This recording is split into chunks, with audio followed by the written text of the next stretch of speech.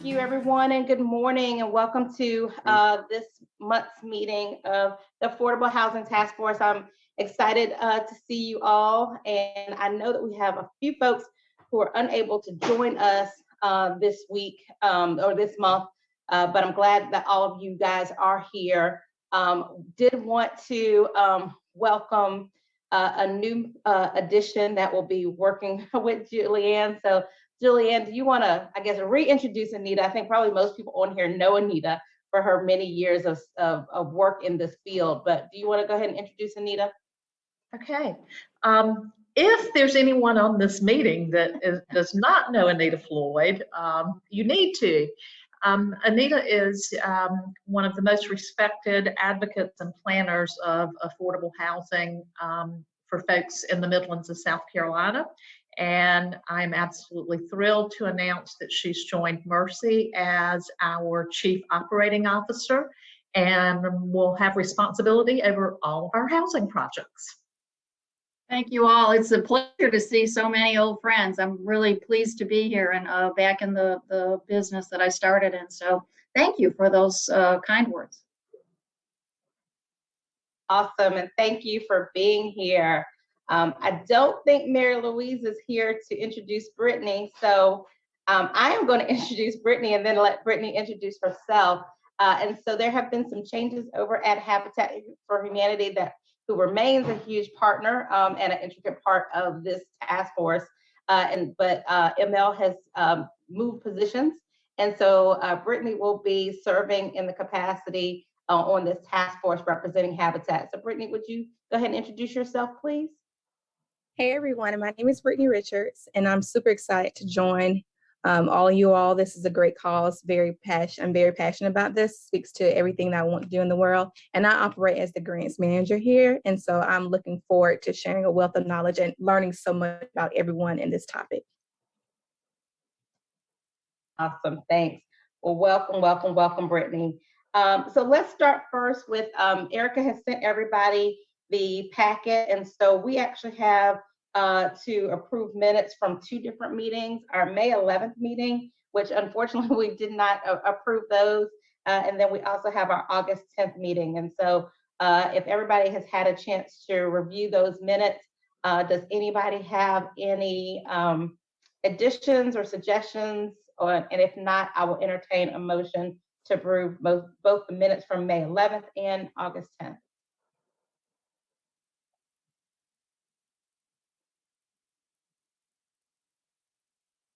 So moved.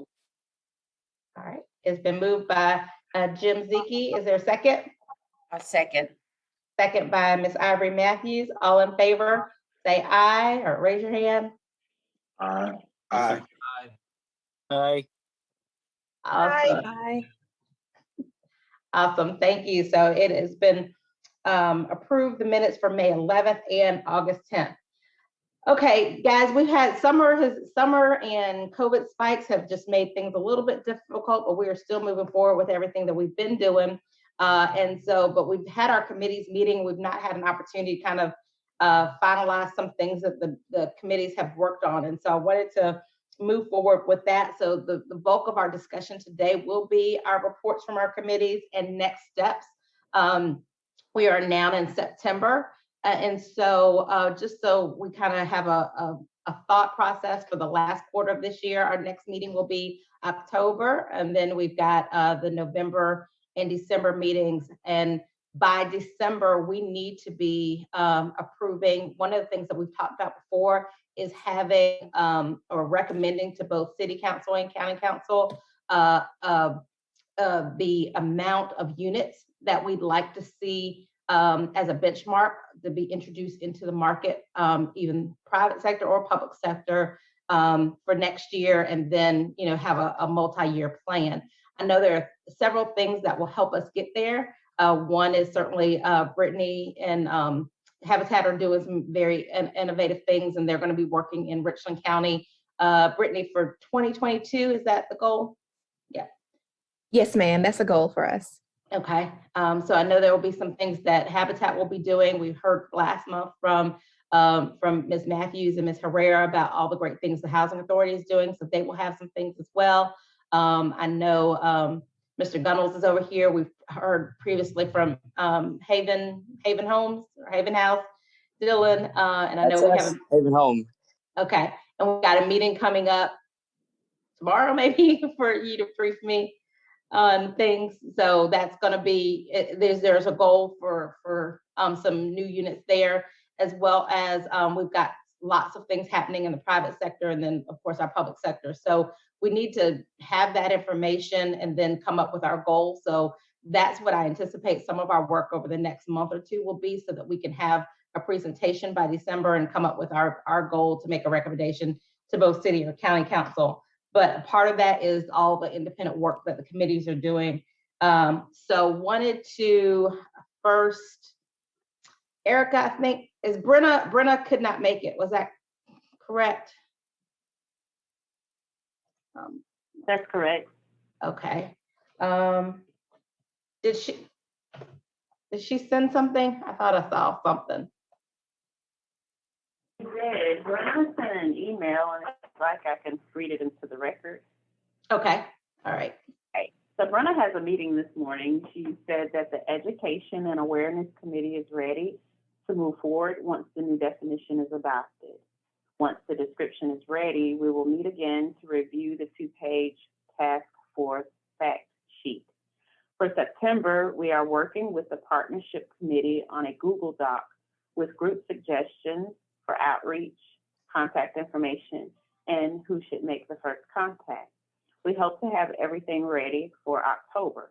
If anyone has any ideas for outreach or how we should present the material, feel free to email Brenna and she will add it to the meeting. So thank you. Please let me know if there's anything else I can do. Thank you, Erica.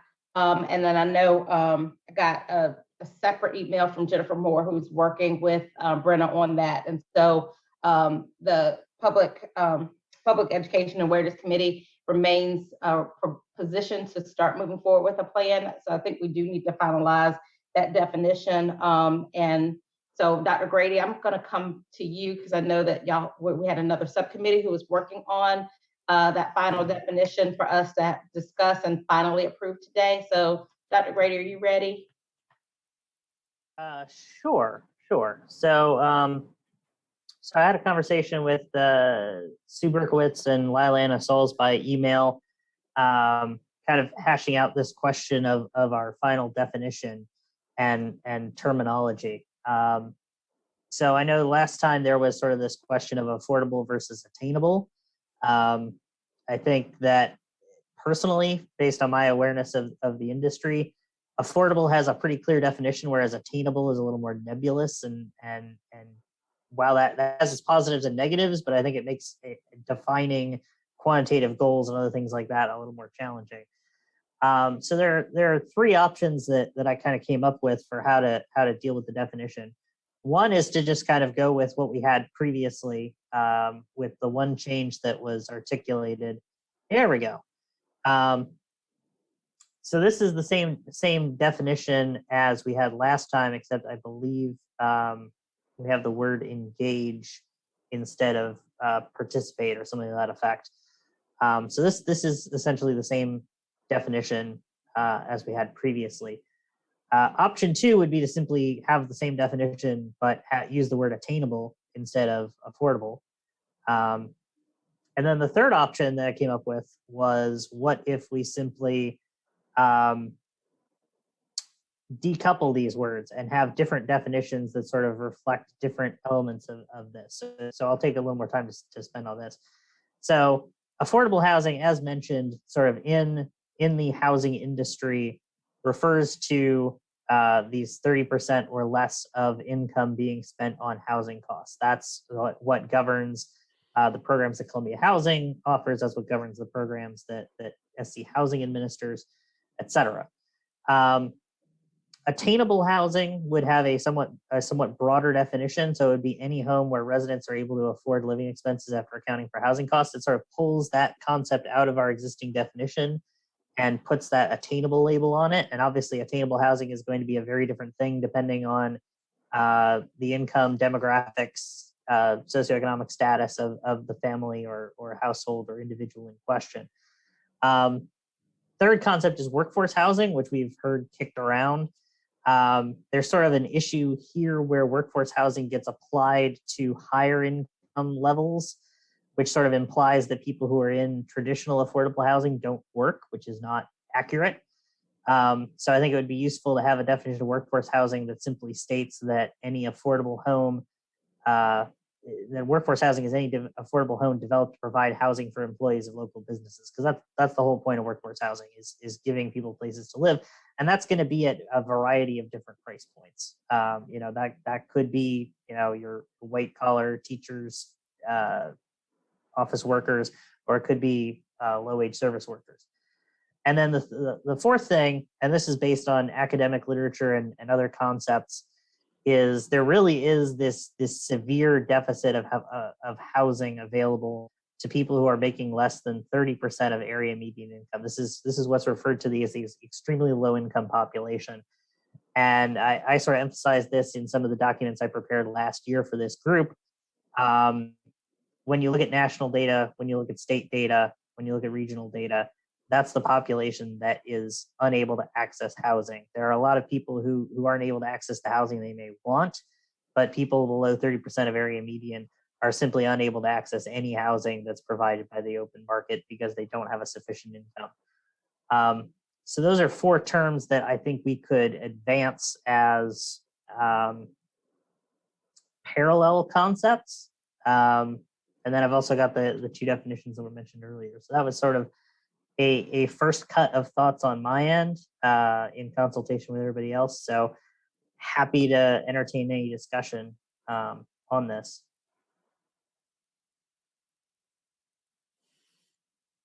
Thank you, Dr. Grady. Are there any questions or comments on this? Let's start with just the general definition. Erica, put that one back up. So this is the definition that we have been talking about.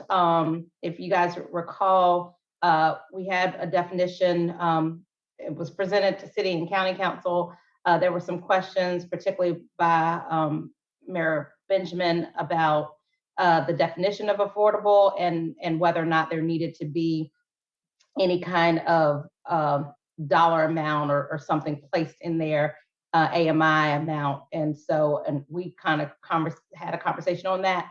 And it was pretty much thought that we need to stick with this. And I think what Dr. Grady has presented allows us to have at least a multiple definitions that does address that priority housing. But I think this is a good way. Any comments on this or any suggestions on it? And if not, then we can move forward and entertain a motion if anybody wants to move to approve this definition to be presented.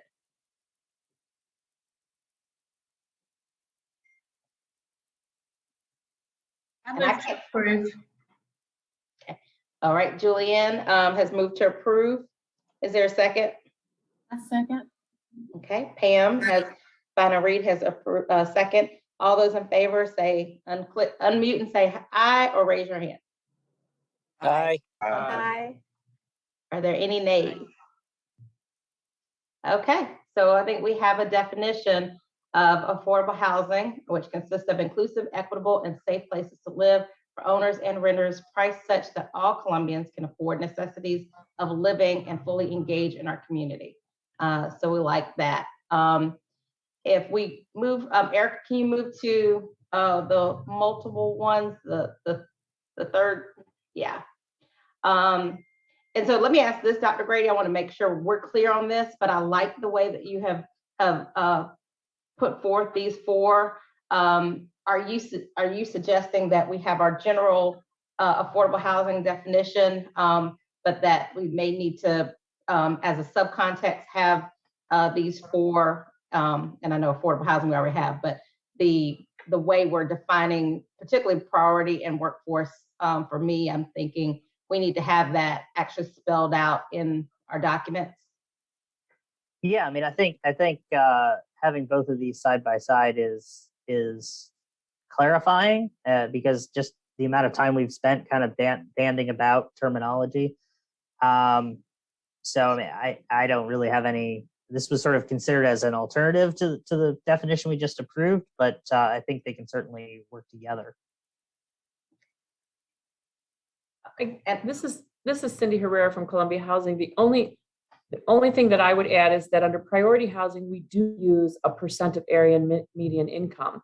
And I'm wondering if we shouldn't, consider that for some of these other definitions. For example, affordable housing really is everybody at 60% or below, both by the low-income housing tax credit program as well as all of the HUD programs. And so, I just wondered if there's a reason as to why you chose just to use the percentage of area for the priority and not for the other three definitions. Well, so I think for the first three definitions, this was designed to kind of, we had a definition originally that we just approved that was sort of very holistic in nature. So I didn't want to deviate dramatically from that. The priority housing definition, I think, just because, research from the National Low Income Housing Coalition and other people who have repeatedly identified that extremely low income is a particular range of concern is why that was pulled out as a separate thing. You may remember the analysis that I did in December. That's sort of the group that was focused on when I was putting proposed targets for the number of units together. So I think that's sort of why it was kind of designed to carry that spirit over. I'm certainly aware of the way that affordable housing and workforce housing are defined elsewhere. But at its core, affordable housing is housing that fits within that income bucket as typically defined. So there's not really a grand explanation. So I'm not sure if that was helpful or not. I guess I'm just struggling with the fact that these other definitions I don't think really help all of us on this task force understand affordable housing much better than the general citizen does.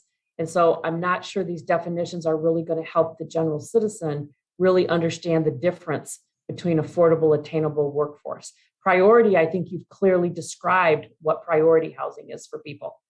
I'm not sure that the general layman who's not in the housing world will really be able to distinguish that. That was my concern.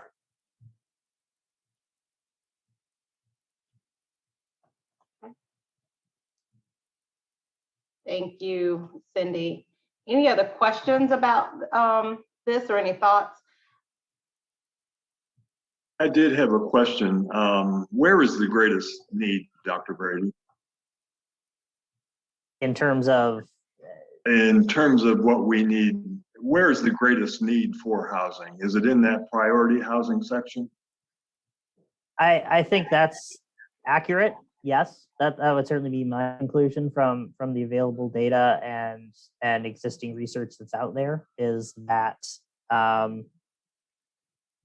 there are existing resources that are available for, obviously the low-income housing tax credit is designed for 60% AMI.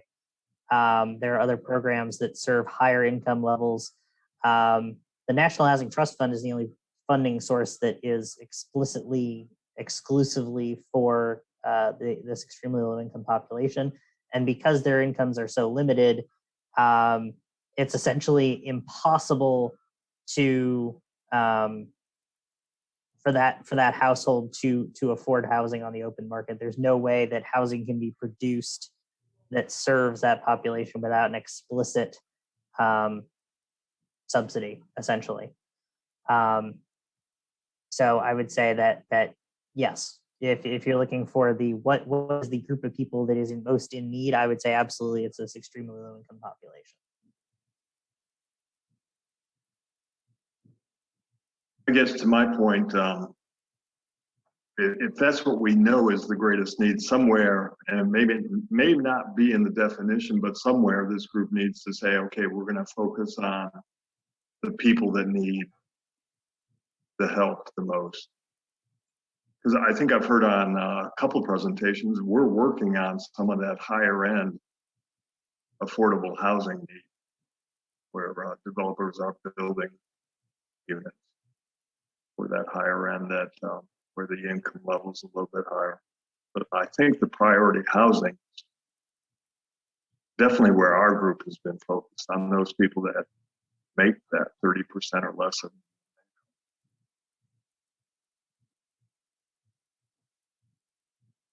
Yeah. And what I'm thinking, this is my thoughts is, at some point we will have a document, and my thought is that we will have our approved definition of affordable housing.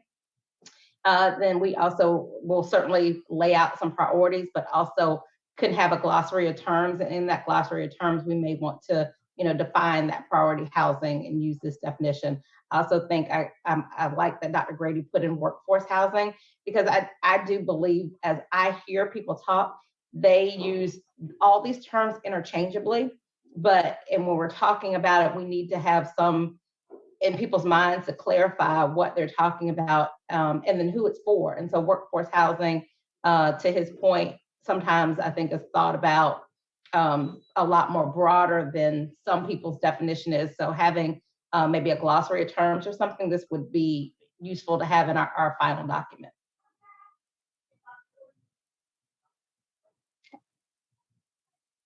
Any other questions or anything? All right. Well, Dr. Grady, thank you. I think now that we have approved, has Councilwoman Terratio come on? I'm not sure. Can't see everybody, but Allison, are you here? Okay. I will make sure that I send this over to Councilwoman Terratio.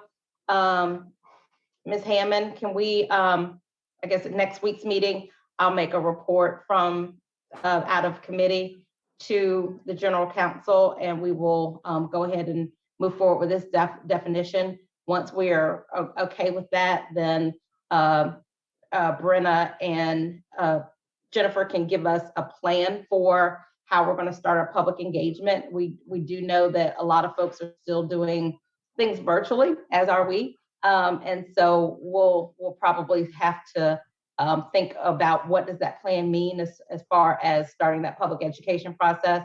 I know that Melanie Huggins at the library has reached out about how they can be supportive of this task force efforts. And of course, our amazing PR department at the City of Columbia, our award-winning PR department at the City of Columbia is going to be positioned to help us move forward with getting this definition out. So at next meeting, we'll have kind of the plan for public engagement and education. So if you guys have any additional thoughts on that, please send an email to Jennifer or Brenna so that can be included in the presentation that they're going to make next month. Okay. All righty. And so that leads us to accessibility and Julianne. Julianne, do you have a report or any thoughts that you want to share on this month's meeting? Yes, I can share. We're working on actually formalizing a report that we can send to you in print, but the main things that we're still looking at is universal design, so that for folks that perhaps have a disability or for people to age in place, that we should be concentrating on universal design requirements, enhancing the federal fair housing minimums for ADA compliance, creating, when we do set asides for a percentage that have to be accessible units, but to make all units, especially on first floor of multifamilies, available for visitability, so that if we do have folks that are needing the fully accessible units, they're not limited to be able to visit with their neighbors. And then we're going to have to come up with some way to, whether it's through incentives, to have landlords work to make units available or accessible to individuals that are returning from being formerly incarcerated. So those are kind of our key areas, the working with landlords, universal design, and visitability. All right. I know I have a question, but before I go, does anybody have a question? Mr. Davis? Not a question, just a follow-up comment on that. A few years ago on one of my other lives, when I was working with the state, and we were developing and trying to put in place in communities and neighborhoods housing for people with disabilities. Most of them were developmentally disabled. One of the things that I was doing was when we went into the counties, we tried to intercept the construction process where there were new constructions about to get off the ground or some discussions about it. We tried to get commitments from the builders and the owners to make sure that they went with, at a minimum, the federal set aside in terms of physical accommodations. So I think if that becomes one of the strategies, that would, I think, increase the numbers, and, as they all come online. And I want to think about that. To know what the needs are in advance of putting the units in place. Yes. Thank you, Mr. Davis. Anybody else? Julianne, I had a question. This might be for you and Ms. Matthews or Ms. Herrera might could jump on that as well. But going to the returning citizens, and you mentioned like maybe incentives and other things. I know that one of the challenges has been, I guess, due to the federal guidelines, the accessibility to Section 8 or anything else for returning citizens. So have you guys seen any models that are happening other places that we need our legal team to further research that support incentives, or is there anything else out there that we need to be looking at? Because I know that's a huge problem. Yeah, I've seen several models that does work. The only federal requirement that we have that's mandated by federal law for returning citizens is if they are, a child molester, or if they have been convicted of producing methamphetamines on a federally assisted project. That's the only federal requirements. So most returning citizens, their criminal backgrounds would not prohibit them from receiving assistance under our Housing Choice Voucher or public housing programs. We did do a pilot project in Greenville. And one of the things that was a barrier to making it very successful was that our returning citizens, the program landed them with very good jobs, which therefore their incomes exceeded the income criteria to receive a voucher. And so it was a good thing, but it landed us in a place where we were unable to provide them housing because their incomes were too high. Great. All right, any other questions for Ms. Avon for accessibility? And so Julianne, you'll send a report. Erica will make sure she gets a written report out to everyone. So for you guys, what's next steps? The written report to us, and then what's next steps on the work that you are going to do, or do you have any needs of research or anything else? No, we'll get a report in. And should I just send it to Erica? Yeah, go ahead and send it to Erica. Okay. All right, thank you.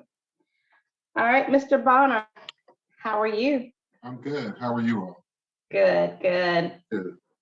At this time, Tamika, I don't have a report. I've missed a couple of meetings, so I will commit to pulling the group back together again. And since our last presentation we did back in the spring, I'll pull the group together and finalize a report and get that in within the next week and a half. Okay, thank you. And can you make sure, I'm not sure, I think I may have sent you an email, and if not, I apologize. Chris Zimmer is a new appointee on your committee. Okay. Chris, put your screen on so I can do a virtual intro.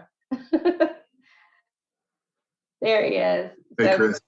So Chris and Reggie, Chris wants to be on that committee, and he Okay. brings a lot of knowledge as well. Sounds good. Look forward to it. I'll reach out. Thank you. Also, I will say, Reggie, I've got to bump the email for her because she couldn't find it, but I do have a friend who works for the governor of Ohio, and I know your first report had some innovative things that Ohio is doing, and she was doing that research. So hopefully I can get that to you before you finalize your report, and you can include that. Okay, sounds good. Thank you. All right. All right, Sue, where are we with your committee, legal and zoning? Well, And I wish, add some next steps on eviction court too. we had tried to have a meeting. I'm not sure what ended up happening, why I showed up at Lila and it turned out the rest of the committee was somehow not invited. So we did not do very well with our meeting. I apologize. I know that there has been an application that has been submitted to HUD through 180 Place with a number of other providers. I don't know whether South Carolina Legal Services actually put in their application to HUD or not. It was really unclear as to whether they were going to do it or not. The HUD application is for actually to do eviction legal assistance. So we're waiting to hear back as to whether or not both, if there have been two or just one application has been approved by HUD. Richland County is part of the 180 Place, so I'm assuming that they would be the ones to be a part of that actual process. And I will be very honest with you right now. I've been spending all of my time trying to figure out how we help people get to the rental assistance around the state. Unlike Richland County, it is not going quite as well as it is around the state. So we've been working on trying to help some of the rural areas get their access and to the rental assistance. So we will have much more and do much better going forward, I promise. And Lila Anna would have to tell you about the zoning piece because that was her part of the co-chair for that committee. And let me just check, and Erica, you might check for me. I know Lila Anna has sent a couple emails this morning. I know one was the stuff she's working on with Dr. Grady. I'm not sure if she had anything on zoning. No, ma'am, I didn't receive anything from her on the zoning aspect. Okay. Okay, awesome. Okay.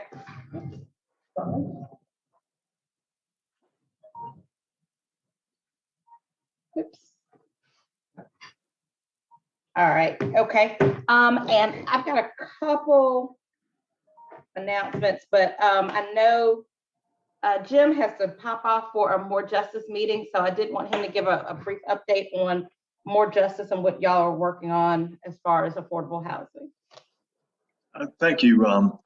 And our group is continuing to work with the Richland County Council to have them form a affordable housing trust fund. We firmly believe that some of the American Rescue Plan funds can be used for that purpose. And across the nation, we have seen several counties and cities actually designate money from the Rescue Plan funds to be used to establish trust funds. So we're proceeding on that vein. We have 5 council members that have strong support for a housing trust fund that would be controlled by the county.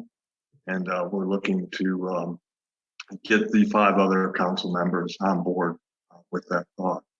It has been slow due to the COVID nature of things, but we're making progress and we're meeting with council members on a weekly basis. Thank you, Tamika. Thank you, Jim. Appreciate it. Thanks for the work that you guys are doing. Before I go to my announcements, so does anybody else have any announcements?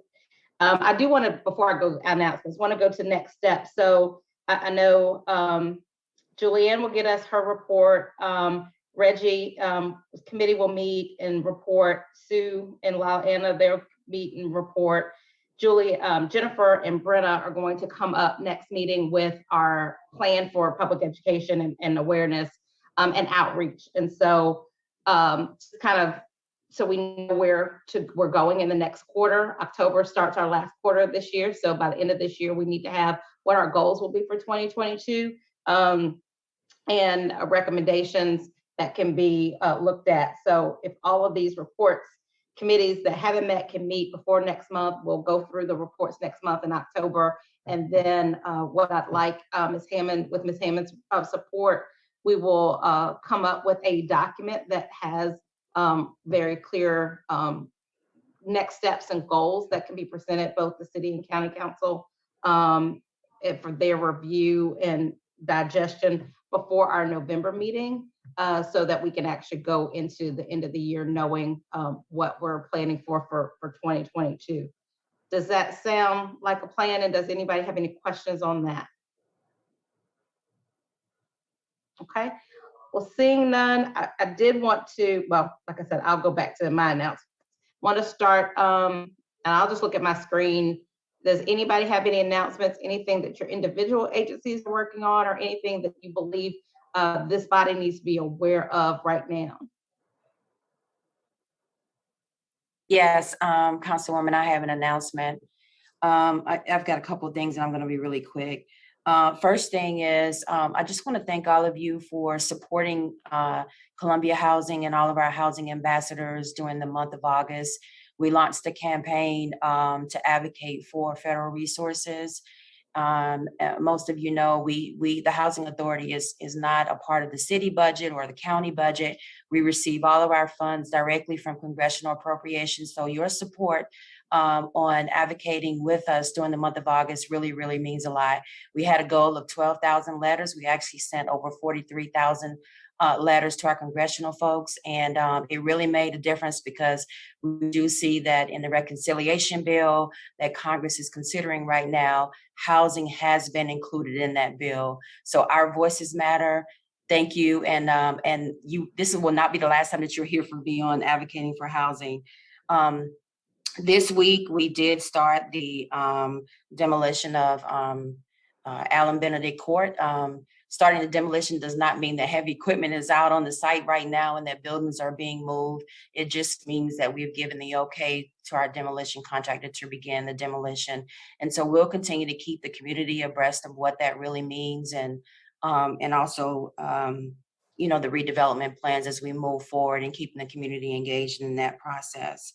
We are also partnering with the State Housing Finance Agency and the county to host next week an emergency rental assistance funds program to match our landlords with those services, so that if they have tenants who might be behind in their monthly rent, that they can know how to access those funds to keep our families housed. And not, when I say our families, I mean the community's families, not the families of the Housing Authority, because our families are already protected under federal protections. Last thing I want to add is that we are also working on our Vision 2030, and we have some ask of the group to help us with reaching out to folk at the State Fiscal Accountability Authority. I'm going to turn it over to Cindy Herrera really quick to give a quick update. One of the primary resources to produce and sustain affordable housing is through tax-exempt bonds. For the first time in the history of the state of South Carolina, it is anticipated that the local fund administered by the State Fiscal Accountability Authority will reach its bond cap. And by the end of the year, we will not be able to address several projects because will not address those projects. The Housing Authority alone right now has 3 very priority projects of our own, which is the replacement of Gonzalez Gardens, as well as the replacement of the Marion Street high rise. So it's the Oaks at St. Anna and the Haven at Palmer Point. Both of those projects are in the pipeline right now. We have made it clear to the State Fiscal Accountability Authority that that those are priority projects. But in addition to that, we have 12 projects from the private sector in which the housing authority is inducing the bonds and the city will approve those bonds. And a large portion of those projects may very well not come to fruition because there will not be sufficient bond cap to be able to handle those in the local fund. In addition to the local fund for bonds, what happens in South Carolina is the bond allocation is given to the state from the federal government on an annual basis, and it's based on per capita. So the amount of bond cap that a state receives is the per capita population of the state. And so in South Carolina, that bond cap is split into two pools, what they call the local pool, which goes to the State Fiscal Accountability Authority, and the South Carolina Housing Pool gets the additional amount. Our understanding is that South Carolina Housing is currently working. In 2020, South Carolina Housing they froze their bond program. And in 2021, they opened it again, but they had specific time periods when you could apply for bonds. And so a lot of private developers have gone to local housing authorities across the state, as well as here in Columbia, to request their bond inducement. So it has to go to the local fund. So there's two things that we would really appreciate assistance on. Number one is basically to open some discussion as to whether bond cap that is sitting with South Carolina Housing could be moved to the local fund so that by December there will be some additional cap available in the local fund and some of these projects in the pipeline will not be killed. And then the second piece is that overall, we need to basically advocate for an increase in the per capita bond amount. That actually goes to Treasury. And so that's something we need to actually advocate with our federal legislators. So we need to do two things. We need to advocate with the local legislators, the state legislators, for the projects here in Columbia that we are trying to get through the pipeline. And then secondly, we need to advocate at the federal level in order to be able to increase the per capita bond amount. I know that was a lot, and I'm sorry I was trying to hurry so I wouldn't hold us up, but if anyone has any questions. Well, Cindy, can you do for us, and we'll make sure that everybody on the task force has it, can you do like just an action sheet and say 1, 2, this is what we need? And several of the organizations are nonprofits, so they may or may not be able to do certain things, but we can certainly let supporters and everybody know. And if you just give us the point, what you need from us. Absolutely. We had started on that this morning already. So we just learned yesterday that the bond cap was going to run out probably. They will probably not even be able to allocate bonds for all of the projects that are in the pipeline for the October meeting. So they won't make any for December probably. And Ms. Wilson, can we put that on our list to maybe talk with Mr. Michelle and others about what we can do to advocate for the Columbia project? Sure. Cindy, did you say that it's a state level change or a federal change or both? Well, it's both. It's actually, there's two. The federal legislation dictates the per capita bond amount that a state receives, right? But how it's allocated obviously is done at the state level. Okay. Yes, ma'am, will do. All right, thank you. Does anybody have any questions for Ms. Herrera or Ms. Matthews on that? Okay, thank you, ladies. Thank you very much. Any additional announcements? Ms. Devine, I know that you're involved with this as far as the relocation or expansion of the Turning Leaf project to Columbia, which is a great project that has been in existence in Charleston to reduce recidivism. But it dawned on me as I was, I think, hearing Ms. Avens' comments earlier about accessibility. And then after a really great meeting yesterday with the Turning Leaf founders, and the ladies are really excited about their move. They're having a grand opening for the new location in Columbia on October 27th.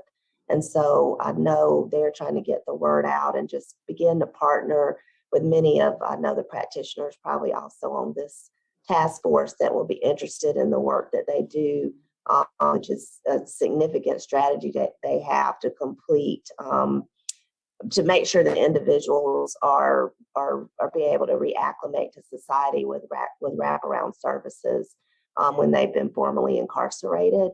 And so I know one of those services ultimately, and what we would hope for after they complete the programs with the Turning Leaf project, is that they can find suitable housing and become productive members of our community. So just wanted to put that out there, that Ms. Devine had been very much so communicating with them, wanting to make sure that they had different resources as they were making the transition and expansion to Columbia. And also Dr. Belinda Gergel, who was a former councilwoman for Columbia, she had also made a connection for us because of the work that they're doing in Charleston and the fact that she now lives in Charleston. So we have made that connection. Chief Holbrook, Missy Kaufman, Benjamin, all of us, several others on staff met with them yesterday. We had a really productive conversation, but just wanted to let you all know that they'll have the grand opening in October. Thank you, Ms. Wilson, and I'll make sure we send that out as well.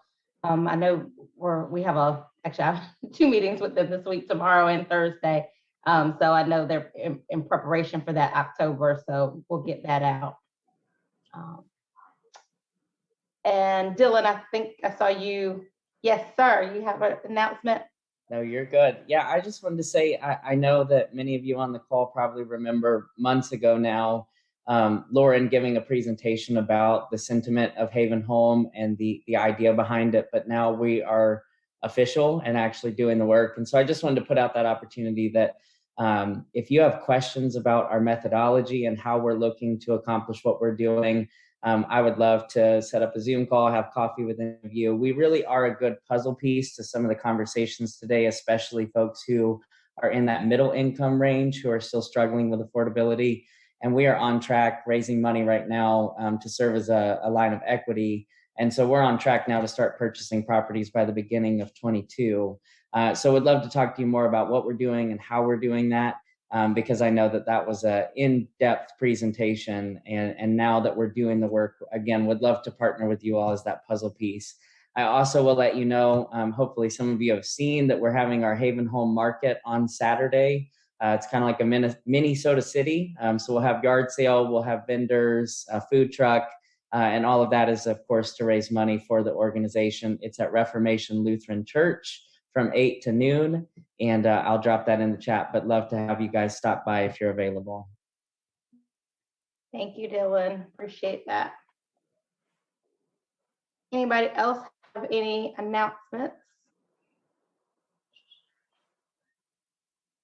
Just 3 quick things I was going to say. One is that you guys may have seen that, gosh, my months are running together. It was either end of last month or early this month. I don't know. My weeks have all run together. But Columbia was blessed to have a visit by our Secretary of HUD, Marsha Fudge, who was in town primarily to promote vaccinations. But some of us were able to meet with her. I know Ms. Matthews, Ms. Shropshire, who Dr. Grady works with, and Ms. Berkowitz were all there. And I'll let you guys say if you have any quick takeaways from that. But one of the things I just wanted to say, for me, there was a takeaway with Secretary Fudge was just, of course, her passion for making sure that HUD is a partner on the state and local levels, and understanding that we're all working towards the same thing. But she really talked a whole lot about equity, upgrading facilities, and then understanding the intersectionality of a lot of issues such as health disparities with lack of affordable housing, or the ability for people to have access to jobs and quality services. So there was a lot of things that she talked about regarding what HUD has done, and y'all have probably seen over the last couple of months, they have announced lots of things that they're doing as far as funding and addressing needs. But there's also a lot of things that she is going to be doing.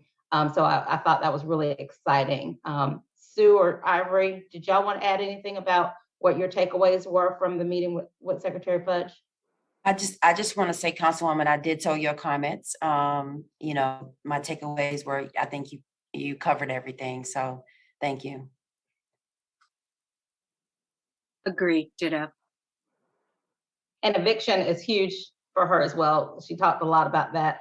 So Sue and I are still talking about the eviction court and what we can do here locally. Unfortunately or fortunately, I had reached out to Judge Daniel Coble, who helped us when we were establishing the City of Columbia's homeless court, and he was instrumental in helping us move that along. And so since he was a magistrate, I was hoping that he would help us establish an eviction court here in Richland County. Unfortunately, he has left being a judge and started his private practice. So I am still working to identify a magistrate in Richland County who can be passionate about this issue and help us move this forward. Unfortunately, the magistrates are not city, so we have to work with our county magistrates and our state delegation who appoints them to get that up and running like Charleston. But we are working towards that, so I wanted everybody to know that. Two announcements just for me. I'll be in DC this weekend. On Friday, I've got a couple meetings, some HUD meetings, as well as some congressional meetings to talk about kind of all the great things that we're doing here in Richland County. And so just want to offer, if any of your organizations or agencies are doing any amazing things that you'd like me to add to my report to our delegation as I meet with them on Friday, please email me that, because I want to make sure that everybody knows what we're doing. It's not about what the city does, but about what we all do here in Richland County. So I want to make sure that they know all the great things that we're doing. And then also know, because we're doing great things, we need resources to continue to do great things. And so I want to have that information, so send that to me. And then the last thing I had, and Dr. Grady, I'm not sure if you are aware of this, but I had a great conversation with Ms. Shropshire, and we have talked about a housing needs assessment. Dr. Grady has done a great job for this task force in analyzing the data and giving us information. We've talked about that 16,000 unit deficit based on the data that he has compiled. But in conversations with Dr. Grady and Dr. Sauls previously about an idea that the mayor had, both of them felt really strongly that in order to get the real data that we need to have a housing needs assessment completed. And Ms. Shropshire has agreed that state housing can help us get that done. So I'm happy to announce that we are going to be partnering with state housing, and Dr. Grady, you and I need to talk about what that looks like and those details, but we'll be partnering and getting that done. But Dr. Grady, do you want to just tell everybody briefly, our last 6 minutes, what that does and what that will give us as far as what we need to move forward with our action plan? Sure. So for those of you who may not be aware, I've been the lead author twice now of a statewide housing needs assessment, last published in March, I believe. So basically what that does is it puts all the data on the table for stakeholders and policymakers to consider about what's the state of affordability, what's the state of housing availability, how many people are unable to access affordable housing, what are the challenges with regard to housing, what are the demographics of the community, and how does that feed into housing. So there's a lot of different directions a housing needs assessment can go. It can be a fairly short document, it can be hundreds of pages, it can be any number of things. So I think basically the main thing that it does is it focuses people. It helps inform strategic planning. It helps inform program design of here are the facts on the ground.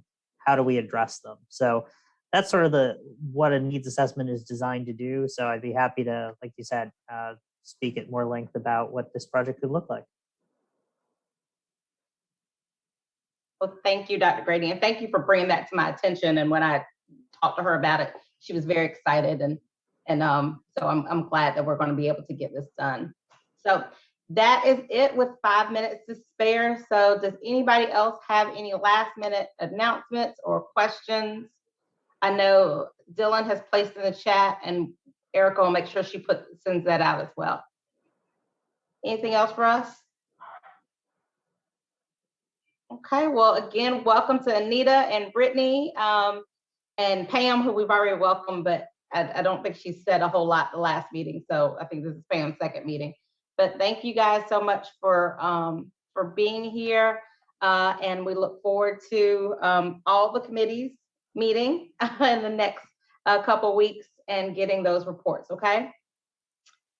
So if all hearts and minds are clear, we will adjourn this meeting. You guys have a great week, a great month, and we will see you next month on October 12th at 11 a.m. Thank you. Thank you. Thank you.